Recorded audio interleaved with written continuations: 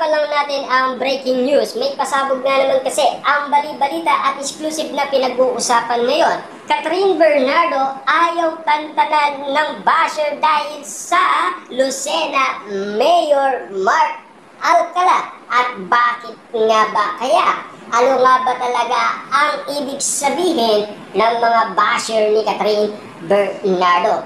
Dahil sa pakikipagrelasyon niya kay Mayor Mark Alcala, dahil nililig umano si Catherine Bernardo sa isang Mayor Mark Alcala ng Lucena. Simula nga naman kasi spotted sila sa NAIA pero magkaiba ang pila. Kaso nga lang kasi isang bagsak lang ang eroplanong sinasakyan kahit magkaiwalay pa ang sinakyan. Diba? At least, alam nyo naman na doon din ang destination nila. Magkaiba lang kasi ng place, no? Grabe nga naman kasi ang pinag-uusapan ngayon patungkol umano kina Catherine Bernardo at Mayor Mark Alcala. Pero dumadami umano ang mga haters ni Catherine Bernardo na pinag-uusapan. At ating aalamin yan sa balita. Ayaw tantanan ng mga basher si Catherine Bernardo dahil sa pagkakaling kay Lucena City Mayor Mark Alcala.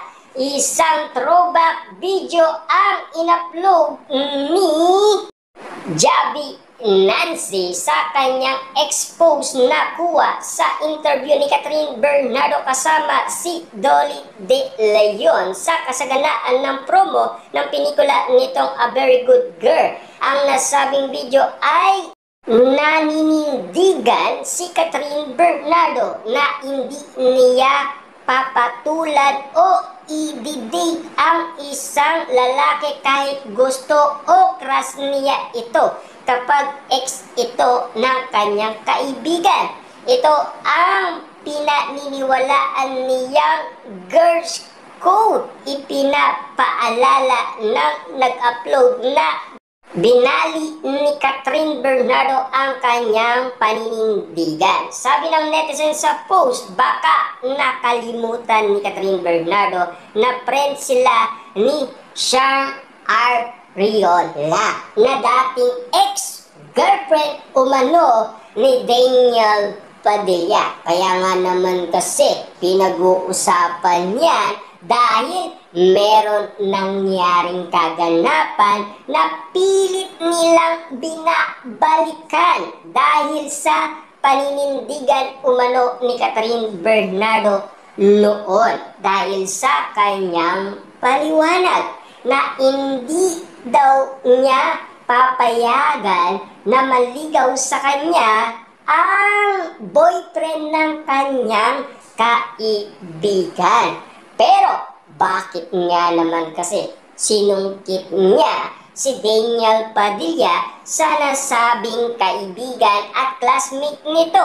At ayon pa sa bali-balita, binantayan pa niya si Daniel Padilla for Zarn. Bata pa sila that time.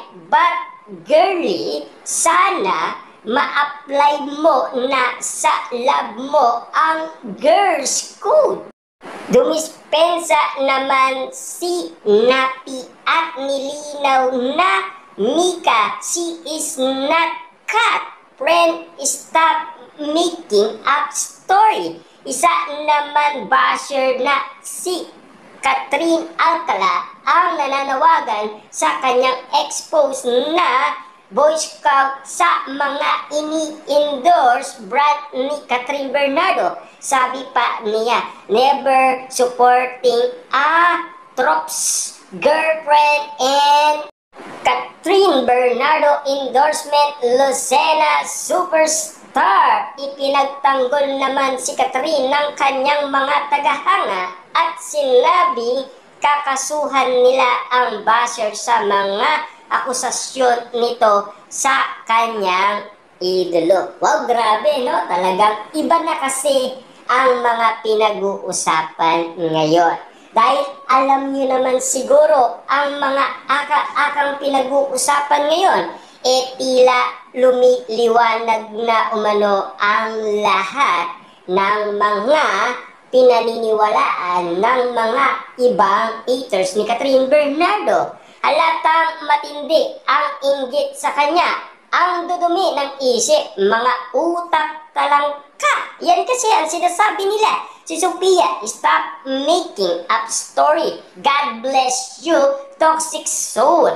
Hanggang ngayon, wala pang kumpirmasyon kung may romantic relationship na ba si Catherine Bernardo kay Mayor Mark Alcala. Nananatiling spekulasyon ang akusasyon sa dalawa na ang ginagamit na basihan ay sabay sila na ispatan sa airport. Sinasabing parehong van to Australia ang dalawa, gayon magkaiba sila ng destination. Kahit na ang sinakyan nilang eroplano ay magkaiba. Diba? Ang sinasabi kasi, magkaiba sila ng pila. Yan kasi ang paliwanag sa atin ng news reporter. Kaya nga naman siya pumunta sa NAIA para ipaliwanag sa atin ang pinagkakaguluhan photos na pinagdidikit-dikit ayon sa mga malalapit na kaibigan ni Catherine